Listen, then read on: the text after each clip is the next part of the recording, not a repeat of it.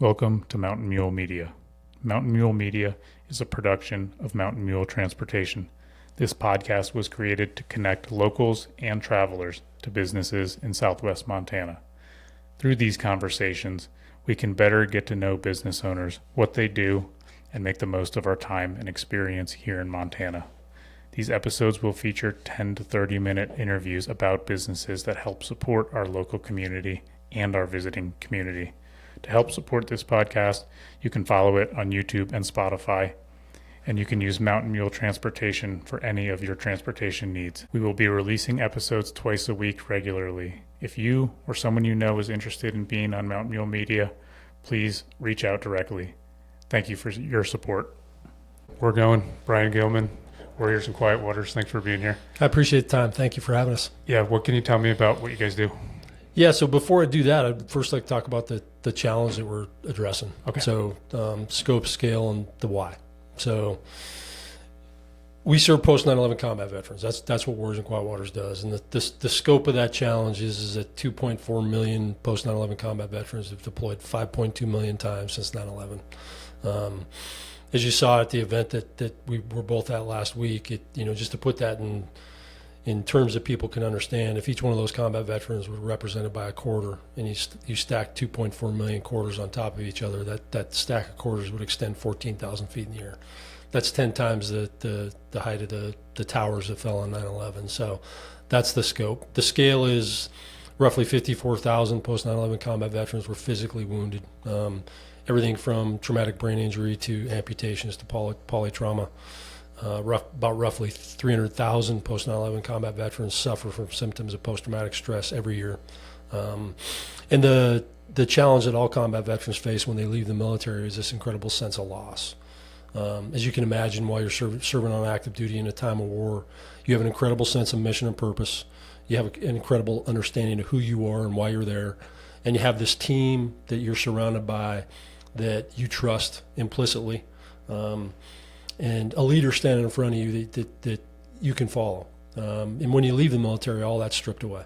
And veterans are left to rebuild those incredibly important aspects of thriving and living a purposeful life, again, on their own. And that's really the challenge that Warriors in Quiet Waters is trying to get after. And the why behind it, why do we continue to serve post 9/11 combat veterans even though we're years beyond when most Americans think that the war has ended, and that's when we withdrew from Afghanistan, is the fact that many of those challenges that I talked about are going to continue to endure for the rest of these veterans' lives. And we need veterans thriving in America for a bunch of reasons. First, let's just talk about the individual attributes that combat veterans bring to their communities, their family, their home, organizations that they work in. If you're looking for, I think one of the most important attributes of anybody when it comes to working in an organization or a community is commitment.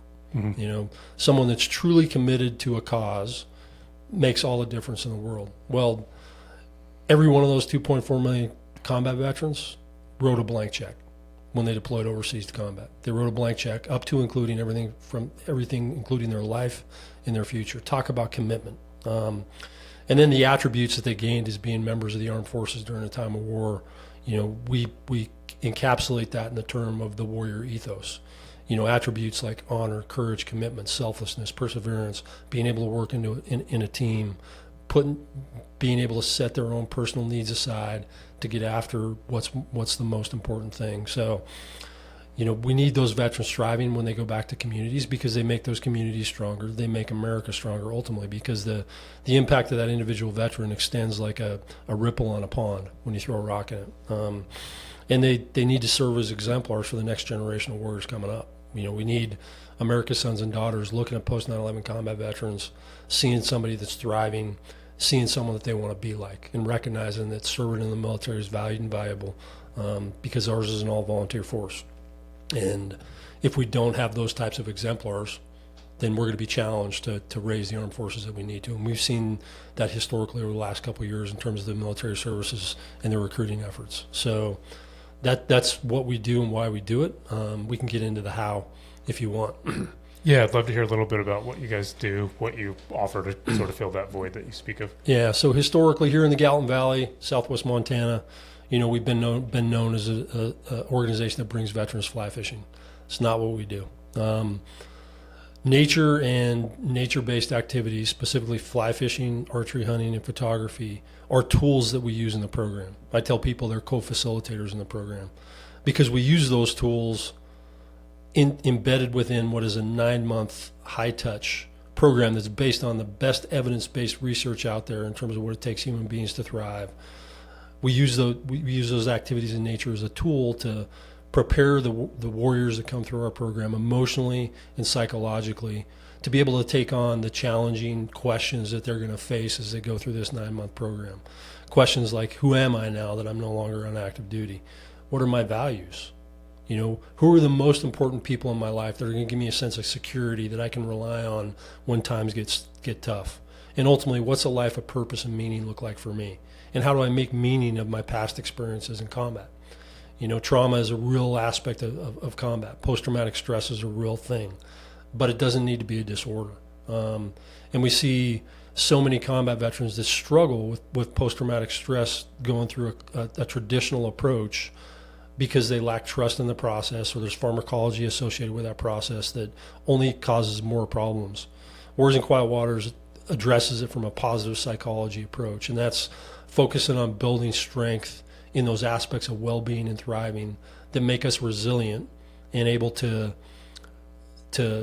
resolve the challenges that come our way while still having a purpose and a goal in life moving forward, which is something that we all need. So we use those nature-based activities to get them in that place where they're ready to take that on. And then we walk them through a facilitated 9-month-long program that builds strength in those pillars of thriving that I talked about. The veterans come to Montana for a week at the very beginning of the program, and we immerse them in nature. We immerse them in that activity, and we start the fundamental programming of the Built for More program while they're here, and that looks like some journaling prompts that they get, and we can talk about why we use journaling if you want to do that, and 3 key facilitated discussions that we have with the cohort of veterans. They go through the program as a cohort. So this year, 7 veterans together going through the program the entire time. Next year, we're going to have another room in our lodge, so we'll be able to do cohorts of 8 veterans. They go through that initial week, have those initial discussions, that initial reflection through the journaling that we get them. Then they return to their homes, and they continue to walk through this program with our facilitators on our staff guiding them, where they're working on building strength in those pillars that I talked about. That looks like individual online learning based on content that we built in the program, individual learning activities to reinforce that content. Then they will have a peer-to-peer discussion in every module, so a veteran and a veteran talking about it, and then a cohort-wide facilitated discussion for every module. That takes them roughly 6 to 9 months to get through all that program that we've built. And then they come back to Montana for what we call the capstone experience. And that's another immersion in nature, another opportunity to do that activity that they're doing, whether it's fly fishing, archery hunting, or photography. Another opportunity for them to really connect in person with the other veterans in their cohort, cement that bond, that new team, and really to put into context everything that they've taken on over the course of that 6 to 9 month program, where they can then map out the tools, the learning, the knowledge that they have on their life going forward, to give them a roadmap on how they're going to live a life of meaning and purpose going forward. So they'll do the 6 to 9 months with you guys, and then you're giving them, like you just said, a roadmap for how they'll pursue the rest of their life. Absolutely. Built for More is not going to solve all of veterans' problems. It's going to give them a toolkit so they can solve it on their own. And once they complete the program, they go into our alumni engagement program, which is really intended to engage our warriors for life. Engage them between each other, keep them connected, as well as keep them engaged with the organization. And there's multiple pillars to that alumni engagement program that we built in order to achieve that. So you're putting, and you said it's 7 this year, you're hoping for 8 next year. Not hoping, it's going to be 8. It will be, Yep, okay. It's going to be 8. Yep. Hope's not a course of action. No, I appreciate the correction. Yeah. And how long has Warriors in Quiet Waters been doing this? So we were founded in 2007 Okay. by another Bozeman native, Vietnam veteran, Eric Hastings. And when we first started, it was a week-long fly fishing trip. But it was a different warrior that we were getting at the time. Our warriors back then were coming right out of the military medical centers, still had bandages on their wounds, tragically physically wounded warriors that really needed respite from that hospital environment needed connection to some other people outside of that environment, and connecting them with a skill and an activity, and immersing them in nature to receive the benefits that we do from spending time in nature. That's not the warrior we're getting anymore. So we recognized in 2019 that the warrior's needs had changed, and we needed to adapt the program to meet those needs, which is why we have the Built for More program now. So it's just been evolving as needs have been changing. Yep. And you've been involved for the last 5 years? Yeah, I came aboard in July of 2020. Okay. Yep. And were you part of any types of their programs prior to taking on the leadership role you have with I them? wasn't. I was aware of Warriors in Quiet Waters, so I had a very unique opportunity as a lieutenant colonel on active duty. I got assigned to the Joint Staff and was ultimately assigned to a place called the Chairman's Office of Reintegration. So this was an office within the the Joint Chiefs of Staff office that the chairman created to lead the military services efforts in creating effective reintegration pathways for transitioning service members and veterans. This was back in the 2013 timeframe, so right at the height of the war and combat. So I got immersed in this nonprofit space, in this veteran landscape, for about 3 years on active duty. Absolutely fell in love with the nonprofit mission, mission-oriented work, and fell in love with serving veterans. So I recognized back then, way back in 2013, that when I retired, I wanted to work in a nonprofit. Was on active duty at Marine Special Operations Command, serving as the Chief of Staff, when I learned that Warriors in Quiet Waters was looking for a new leader. After talking with a couple folks, particularly one of the former chairman of the board of Warriors in Quiet Waters, convinced me that I'd be a good fit. It was exactly what I was looking for in terms of a new mission in my home state, in the city my mother lives in. It met all those requirements. So I made the choice once I made it through the interview process and was selected to retire about 3 years early from the Marine Corps to come and lead this team. Very cool. Yeah. And you're a native here to Montana, so you seem very suiting for the role. I'm a Butte kid. Yeah. So absolutely. What can anyone do locally or across all over the world to support this? Yeah, there's lots of things they can do. So we started as an all-volunteer organization. That volunteer ethic continues today. Our volunteers are critical to everything that we do. Every one of our programs has between 7 to 12 volunteers that are on the program for the week. And there's no better way to understand the impact we're having than to participate in a program. So volunteering is a huge way. There's a little bit of a wait when you want to sign up to be a program volunteer. We've filled all of our program volunteers for 2025, but reach out, get in our database, and we'll get you a spot in the future for sure. Lots of other ways to volunteers in terms of supporting our events, helping us at our ranch, Quiet Waters Ranch, where we do all the programming, and other ways to do that. That's one great way to do it.